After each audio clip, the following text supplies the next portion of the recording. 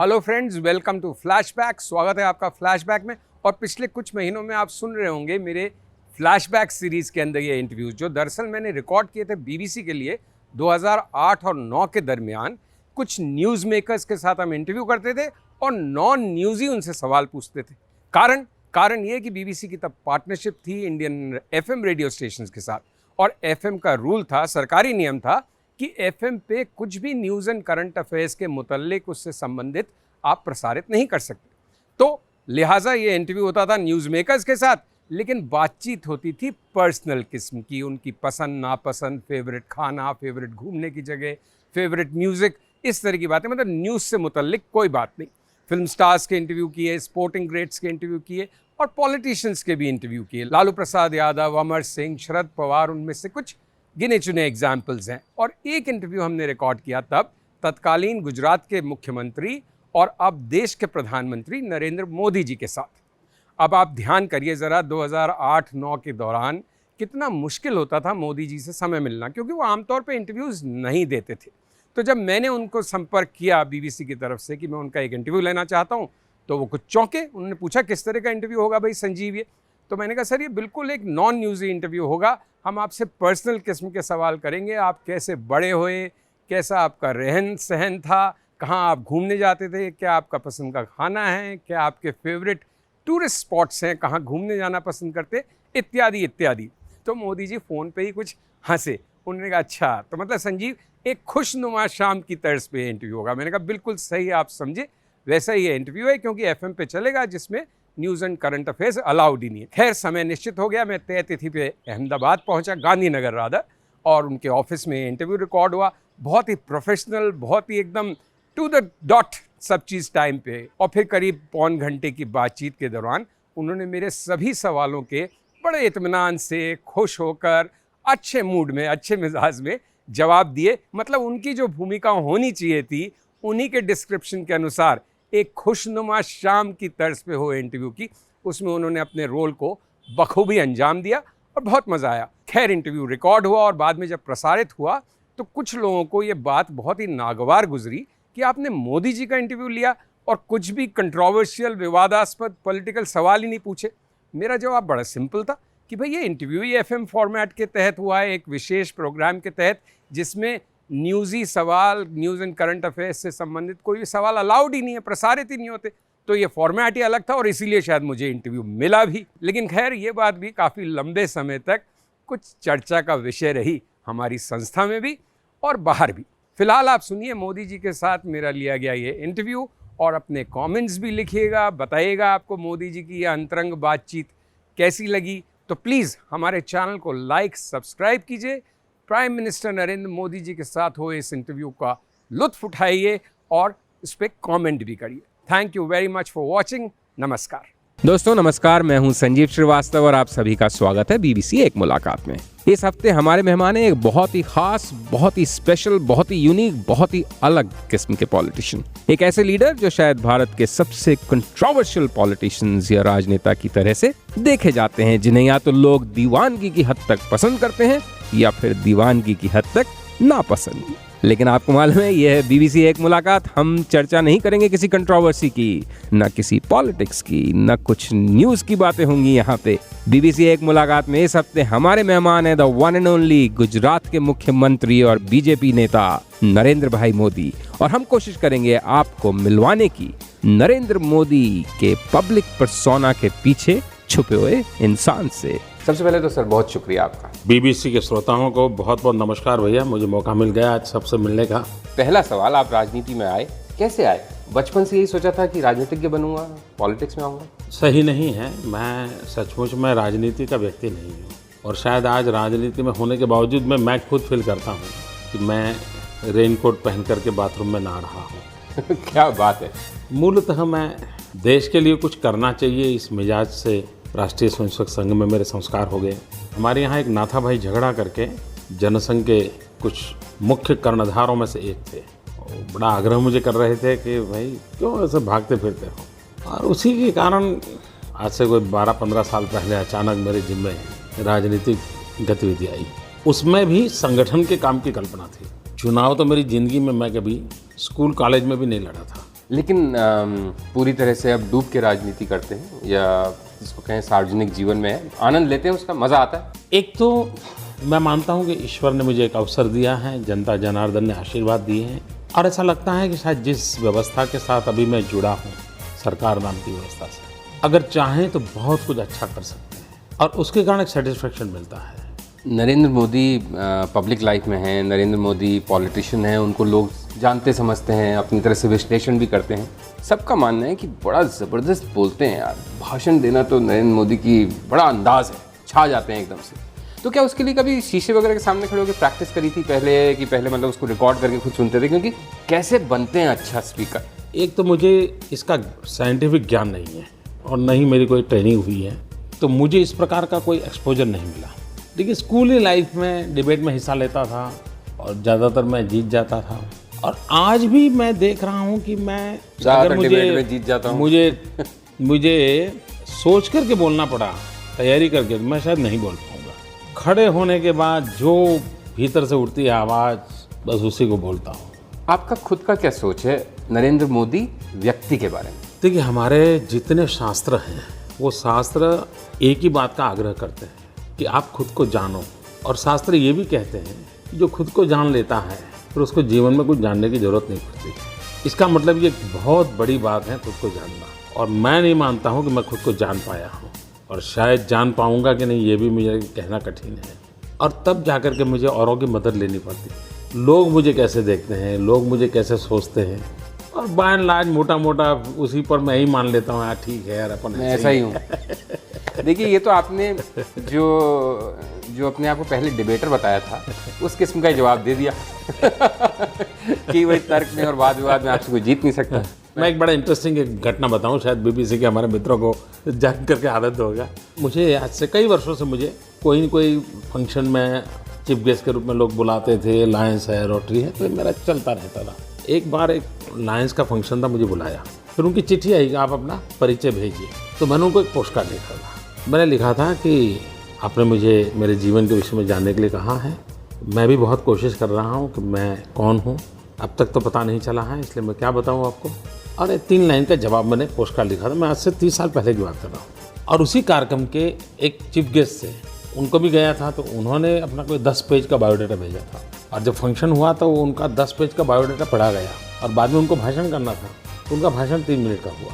फिर मेरा परिचय देने की बारी आई, तो बताया उन्होंने कि भाई ये मोदी जी ने अपना परिचय बतानी है, 3 लाइन की चिट्ठी आई, तो हम वो 3 लाइन में चिट्ठी पढ़ देते और मेरा भाषण वहाँ पर कुछ 60 मिनट का हुआ। तो बहरहाल आप ये अपने मन की बात हमसे नहीं शेयर करेंगे कि आप अपने बारे में क्या सोचते हैं? अगर मैं आपको कहूँ आप अपने बारे में एक चीज़ अगर कहें, कोई कह सकता है भाई नरेंद्र भाई बहुत मेहनती है, और मैं समझता हूँ उसमें कोई डिस्प्यूट नहीं होगा, सब कहेंगे हाँ मेहनती तो है। फिर कोई कहेगा कि हाँ यार रहते हैं, कहने वाले ढंग से रहते हैं, कपड़े वपड़े वगैरह, उसमें कोई डिस्प्यूट नहीं होगा। सब कहेंगे भाई नरेंद्र भाई ढंग से रहते हैं। कोई कहेगा डिसिप्लिन में है, तो मैं नहीं मानता हूँ मेरा घोर विरोधी भी डिस्प्यूट नहीं करेगा। हाँ यार, अनुशासन में रहते भी हैं और अनुशासन के आग्रही भी हैं। जहाँ तक काम का सवाल है तो बाय एंड लार्ज ये माना जाता है कि मैं बहुत फोकस एक्टिविटी करता हूँ। और मुझे याद है कि मैं हरियाणा में बीजेपी का काम कर रहा था, हरियाणा, हिमाचल, पंजाब, जम्मू कश्मीर, और मैं गुजरात का मेरा अनुभव था। तो मैंने वहाँ मीटिंग में कार्यकर्ताओं को कहा था, और बड़ा इंटरेस्टिंग कहा था। मैंने उनको कहा, मैंने कहा देखो भैया मैं नया हूँ आपके इलाके में, लेकिन मेरा एक जेनेटिक प्रॉब्लम है। मैं कभी जा रहा हूँ तो आप मुझे नमस्ते करेंगे, कभी मेरे नाम से पुकारेंगे, कभी मेरे पास मेरे आँख से आँख मिलाने की कोशिश करोगे, और आप अनुभव करोगे कि मैं आपको नमस्ते नहीं कर रहा हूँ, मैं आपको सुन नहीं रहा हूँ, मैंने आपकी ओर देखा नहीं। और ऐसा करीब करीब हर एक के साथ होगा। तो इसमें से आप ये मत सोचिए कि मैं आपको प्रेम नहीं करता और मैं आपको अवॉइड करता हूँ। ये मेरा जेनेटिक प्रॉब्लम है कि मैं इतना फोकस रहता हूँ, इतना सोचता रहता हूँ कि अगल बगल की चीज़ों से मैं, और उसके कारण कभी कभी मेरे अगल बगल में भी मिसअंडरस्टैंडिंग हो जाता है। देखो यार मैं नमस्ते कर रहा हूं, हमारे साथ तो सोच पता नहीं कहाँ की रहे। देखो ये नमस्ते करते हैं, नमस्ते नहीं ले रहे मोदी जी, क्या कर रहे जी। तो मैंने उनसे कहा मैं पहले से क्षमा मांगता हूँ आपकी। नरेंद्र मोदी साहब, बीबीसी एक मुलाकात का सफ़र आगे बढ़ाएं। प्लीज़ अपनी पसंद का एक गाना बताएं हमारे सुनने वालों को। ये मेरे रहमान ने जो वंदे मातरम को, लेकिन जो ये माँ तुझे सलाम जो उन्होंने कहा, बहुत खूबसूरत, तो काफ़ी उन्होंने एक इसमें जान भर दी और मैं देख रहा हूँ कि देश की युवा पीढ़ी को वो टच कर रहा है। कभी नरेंद्र मोदी हारें और विपरीत परिस्थितियों में फंसे और काफ़ी अंधकार नजर आए, तो कैसे बिहेव करेंगे, मतलब सोच के आपको कैसा लगता है? मैं एक बात हमेशा मेरी पार्टी में करता हूँ, बहुत अच्छा सवाल आपने पूछा है। मैं अपने कार्यकर्ताओं से कहता हूँ कि देखो भाई, कभी हमारा एक वरिष्ठ साथी बुरे दिन में कुछ गलत बिहेव कर देता है, कुछ गलत बोल देता है, तो मैं पहले ही कहता हूँ कि भाई और कुछ नहीं, हम ईश्वर को प्रार्थना करें कि हमारे साथ जब बुरे दिन हो, भगवान हमको ये शक्ति दे और हम अभी से अपने आप को ट्रेन करें, क्योंकि बुरे दिन तो हर एक को आने ही आने हैं, अच्छे बुरे दिन जिंदगी का हिस्सा है। तब हम अपना बैलेंस न खो दें, अपने मूल मार्ग से भटक न जाएं, डाइवर्जन भी ना हो, डाइल्यूजन भी ना हो। और मैं तो ईश्वर से प्रार्थना करता हूँ भाई, बुरे दिन आए इसकी मुझे चिंता नहीं है, आने भी चाहिए, आदमी तपना ही चाहिए, लेकिन उस कठिन दौर में मैं कुछ गलत न कर दूँ, ये मैं भगवान से प्रार्थना करता हूँ, मुझे शक्ति दे। और अच्छे दौर में गलत ना कर दूं, इस पे आपको विश्वास रहता है अमूमन बाय एंड लार्ज? इसका कारण है कि मेरे संस्कार हैं और मुझे मालूम है कि ईश्वर ने मुझे किसी अच्छे काम के लिए जिम्मा दिया है। यहाँ मुझे अपने लिए जीने का राइट ही नहीं है, ये मेरा आइडियोलॉजिकल फिलोसॉफिकल कन्विक्शन है। ये जो आपने बात कही कि ऐसा मेरा विश्वास है कि मैं किसी बड़े पर्पस के लिए पैदा हुई हूँ, बड़े काम के लिए पैदा हुआ हूँ, तो उसमें क्या ये भी एक शामिल थी बात? नहीं, मैं ऐसा नहीं कहता बड़े काम के लिए पैदा हो, मैं ऐसा नहीं कहता। मैं ये कहता हूँ हर व्यक्ति को ईश्वर किसी न किसी काम के लिए पसंद करता है। अगर मुझे ड्राइवर भी बनाया है तो ईश्वर ने मुझे पसंद किया है इस काम के लिए। मुझे लगता है भाई, मुझे ड्राइवर के नाते 4-5 लोगों को मुझे पूना से लोनावाला ले जाना है, तो मुझे उनको सलामत ले जाना चाहिए, उस रूप में मैं कह रहा हूँ। जो भी आपने अपने लिए एक ड्राइवर का पद चुना, चाहे किसी भी, चाहे जनता के ड्राइवर का, चाहे राज्य का, या कभी देश का, तो उस ड्राइवर के साथ आपने कोई जीवन साथी क्यों नहीं के बारे में क्यों नहीं सोचा कि एक, देखिए, अकेला ही क्यों मैं चलता रहूँ? राष्ट्रीय स्वयंसेवक संघ में एक प्रचारक परंपरा है, और उस प्रचारक परंपरा के तहत बाय एंड लार्ज वहाँ एक प्रेरणा देती है, पूरा समय देश के लिए लगाओ, और वो एक लड़कपन होता है, मन में एक भाव भर जाते हैं, देश के लिए कुछ करना चाहिए, और अकेले रहोगे तो अच्छा कर पाओगे। ये एक एनवायरनमेंट होता है, जिस एनवायरनमेंट की प्रेरणा हमको भी मिल गई, और हम संघ के प्रचारक की बहुत छोटी आयु में हमने, और मैंने एट द एज ऑफ 17 घर छोड़ा है, छोड़ दिया 30-35 साल तक कभी घर भी नहीं गए। अब नरेंद्र मोदी साहब देखिए, हमारे तो बीवी बच्चे वाला आदमी है, साधारण नॉर्मल, बड़े बड़े ऋषि मुनियों की तपस्या भंग हो जाती है, उसमें एक किस्म से ब्रह्मचारी की तरह रहना और अपने आप को इस तरह समझना मुश्किल नहीं होता क्या? कभी मन नहीं किया, कभी किसी दौर पे ज़िंदगी के किसी मोड़ पे कि यार ठीक है, ये भी कर सकता हूँ, साथ में शादी ब्याह भी कर सकता हूँ? देखिए, मैं समझता हूँ कि अगर कोई शादी ब्याह करता है तो गलत करता है, वो थोड़ा है, वो तो जीवन धर्म का हिस्सा है। बिल्कुल। तो ये मैं इसको कोई बुरा मानता है, वैसा नहीं है, लेकिन अब हर चीज़ हर लोग कर भी सकते हैं, नहीं भी कर सकते हैं। किसी को एक चीज़ करना फिर अनुकूल हो जाता है, ज़िंदगी उसमें ढल जाती है, तो फिर वो हिम्मत नहीं करता यार दाएं बाएं जाने की, उसको लगता है यार ठीक है ट्रैक पे चले रहो, तो उतना साहस कोई बटोर नहीं पाता है अपनी ट्रैक बदलने का।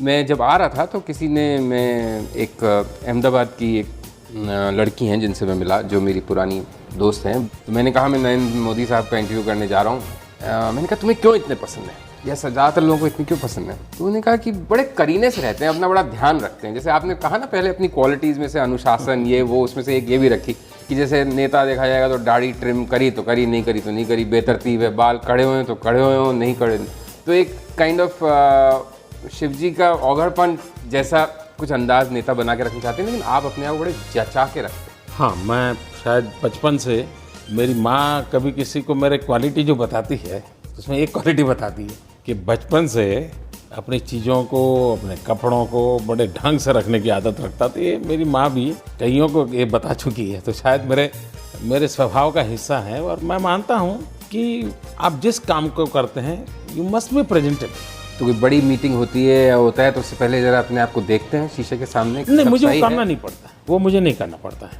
क्योंकि मैं करीब मेरे जीवन में सहज चीज़ें हैं, इसलिए मुझे कोई एक्स्ट्रा कुछ करना पड़ता है ऐसा नहीं है, और मुझे कोई एक्स्ट्रा टाइम भी नहीं जाता है।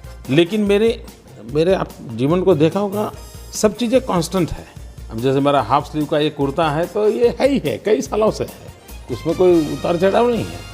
तो ये भी एक किस्म का फैशन स्टेटमेंट है। जैसे राजेश खन्ना एक ज़माने में पैंट्स के ऊपर कुर्ता पहनता था थोड़ा ऊंचा, उसी तरह से आपका भी हाफ स्लीव्स का कुर्ता एक डिज़ाइनर स्टेटमेंट किस्म की बात वो तो आज बन गया है ना, आज Modi kurta is available even in London, even in New York, there are shops जहाँ मोदी कुर्ता बिकता है। आपको उनसे रॉयल्टी लेनी चाहिए मुझे। नहीं जी, क्या रॉयल्टी लेनी है।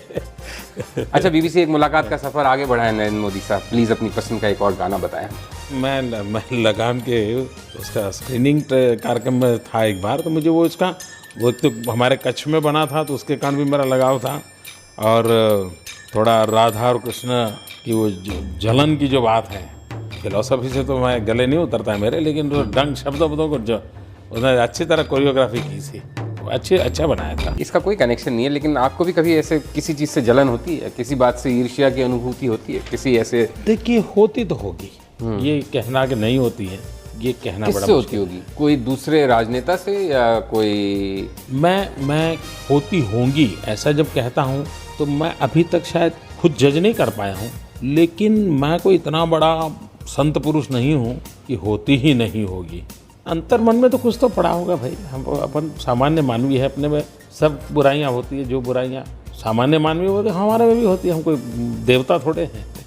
सही बात सब है। कमियाँ हमारे में हैं, कोशिश ये है कि अच्छाइयों को लेकर के चलें, बाकी क्या।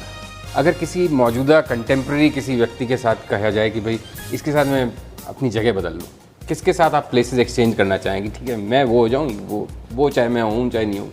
देखिए, ऐसा तो नहीं होता, लेकिन मान लीजिए कोई आइडियाज़ होता है, कोई विचार, और मान लीजिए एक फोरम में आइडिया रखे जाते हैं, और मेरे मन में एक आइडिया है, लेकिन मुझे बोलने का अवसर चौथा नंबर मिला, और जो फर्स्ट वाला है वो भी करीब करीब वही आइडिया बोल देता है, तो मन करता है यार देखो मेरा आइडिया चला गया। सही बात है। तो ये तो होता है। और इसमें मुझे जिस बात को सोच के हंसी आ रही है वो, क्योंकि ऐसा कई बार इसलिए हो सकता है कि ज़्यादातर जो इस तरह की सभाएं होंगी उसमें आप अंतिम वक्ता ही होते हैं, तो कई बार आपकी बात को लेकर कोई पहले उड़ सकता है। वो तो आज के युग में, और कई जने जो आपकी आलोचना करते हैं, जो आपके सिद्धांतों की ईमानदारी से नहीं सहमत हों, पूरी तरह से उसको नहीं स्वीकार करें, लेकिन वो भी सबका मानना है कि ईमानदार आदमी है बहुत पैसों के संदर्भ में। ये कैसे आपने किया हुआ है? क्योंकि बहुत ज़्यादा ईमानदार लोग नहीं हैं आजकल। देखिए, एक तो मैंने प्रयत्न नहीं किया, मैंने कभी भी भ्रष्टाचार के खिलाफ कोई भाषण नहीं दिया, कभी नहीं दिया है, लेकिन कुल मिलाकर के लोग मेरे जीवन को देखते हैं, और आज के युग में कोई चीज़ छिपी नहीं रहती साहब। आज इतना ओपन लाइफ है, कुछ छिपा नहीं रहता, और वो सब जो देखते हैं लोग बताते होंगे, जो मुझे मिल के जाते होंगे वो बताते होंगे, उन सब चीज़ों से शायद वो एक बनता होगा। लेकिन पैसे और पैसे से मिलने वाली चीज़ों में क्या आपको कोई दिलचस्पी नहीं है? मैं बताऊं, देखिए क्या है, जैसे मैं मुख्यमंत्री बना, पहला ही शायद हफ्ता होगा और मैंने घोषणा की कि मुझे जो कुछ भी भेंट सौगात मिलेगी मुख्यमंत्री के रूप में, वो मैं सरकार की तिजोरी में जमा करूंगा। फिर मेरा विचार आया तो मैंने फिर उसको ऑक्शन करना शुरू किया, और मैंने घोषणा की कि मैं गर्ल चाइल्ड एजुकेशन के लिए पैसे खर्च करूंगा। तो जनता ये चीज़ें देखती है, वही दे देता है, भाई कुछ उसको लेना देना नहीं है। अब मैं ये कहूँ कि मैं बड़ा त्यागी हूँ, तपस्वी हूँ, तो ये मैं बेईमानी करता हूँ। मैं कहता हूँ मैं एक सामान्य मानवी हूँ, जो इच्छाएं सामान्य मानवी को होती वो सब मुझे होती हैं, जो कमियाँ सामान्य मानवी में होती वो सारी कमियाँ मुझ में हैं। लेकिन मैं जिस जगह पे बैठा हूँ, मुझे लगता है कि मैं एक ट्रस्टी हूँ। मुझे एक ट्रस्टी के रूप में भगवान ने जो समझ बुद्धि शक्ति दी है, उसके आधार पर मुझे काम करना चाहिए। कई मामलों में बहुत क्लैरिटी है आपके दिमाग में अपनी सब चीज़ों के बारे में। शायद भगवान का आशीर्वाद है। फिल्में देखते हैं आप? मैं पहले तो देखता था, अब इन दिनों में देख नहीं पाता, लेकिन मुझे देखने को मिल जाए तो मुझे आज अच्छा लगेगा।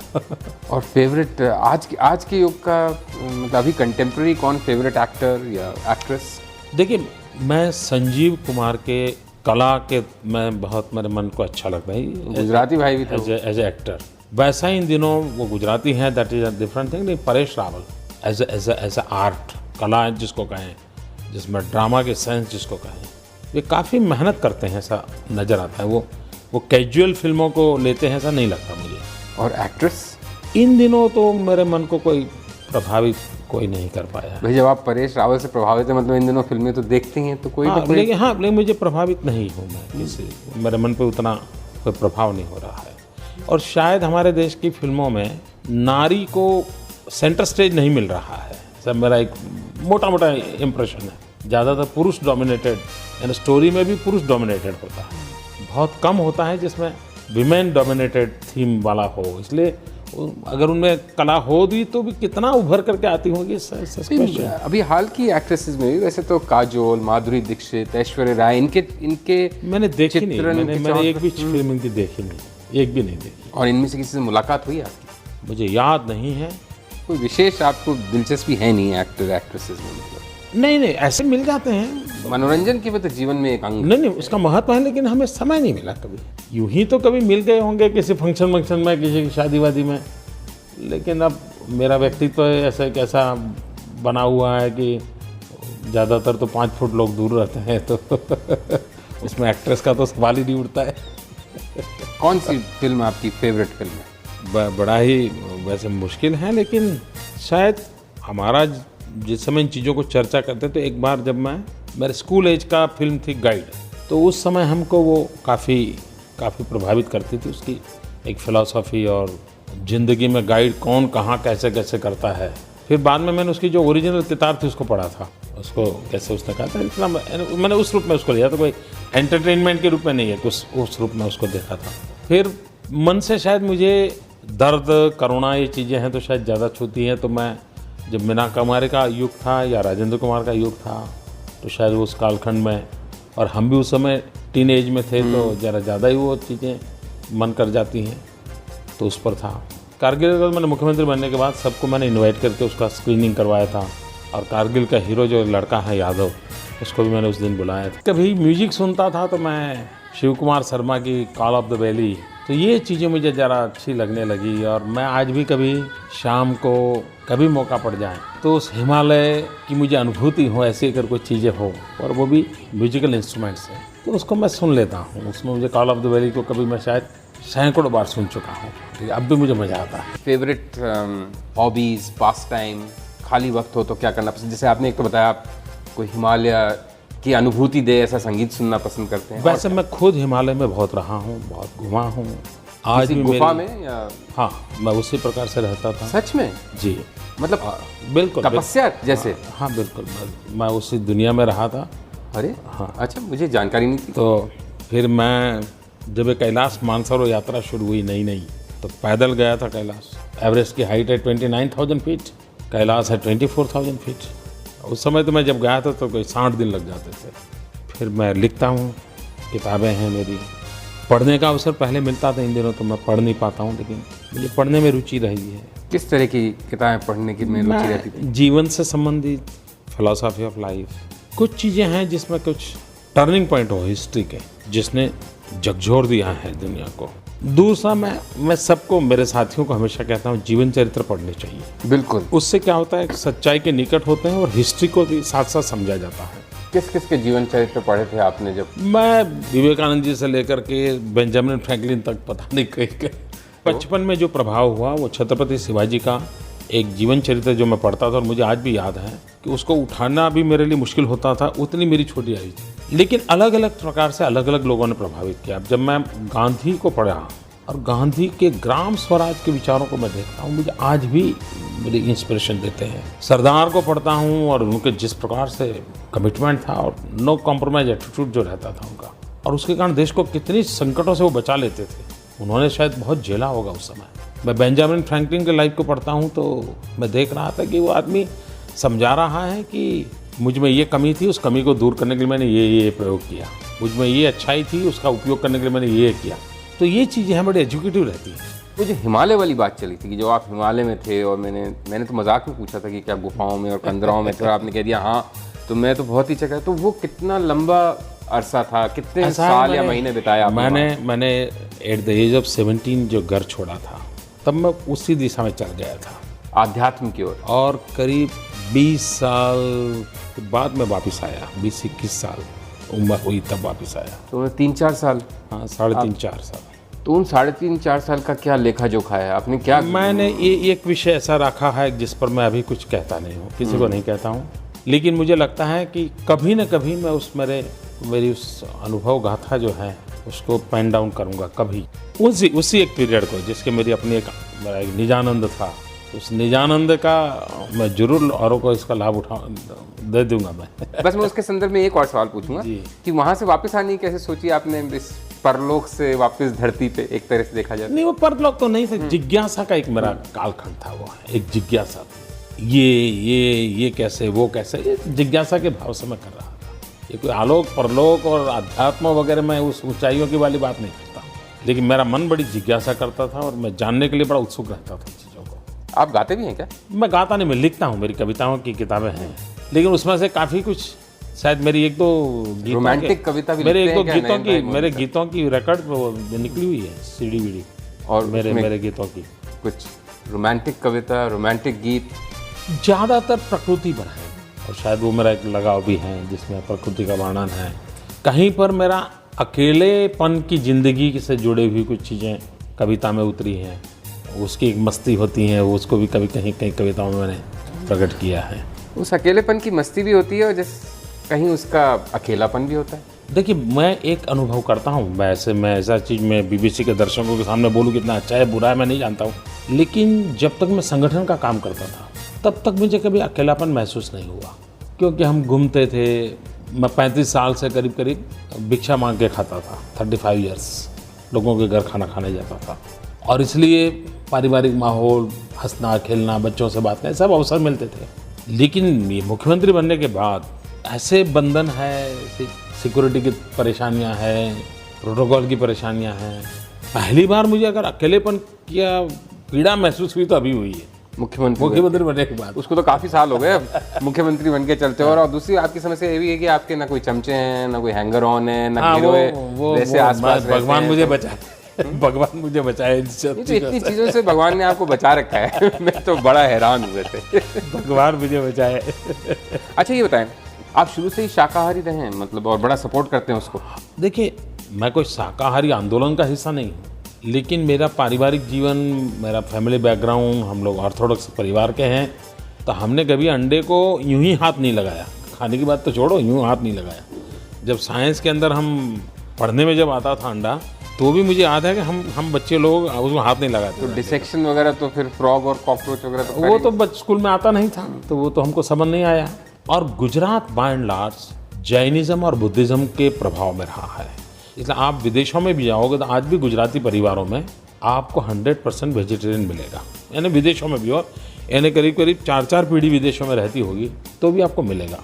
तो इसलिए कोई हम शाकाहारी जन आंदोलन के कोई प्रणेता है ऐसा नहीं है, हम बचपन से ही ये संस्कार में पले बड़े हैं और इसलिए हम शाकाहारी हैं।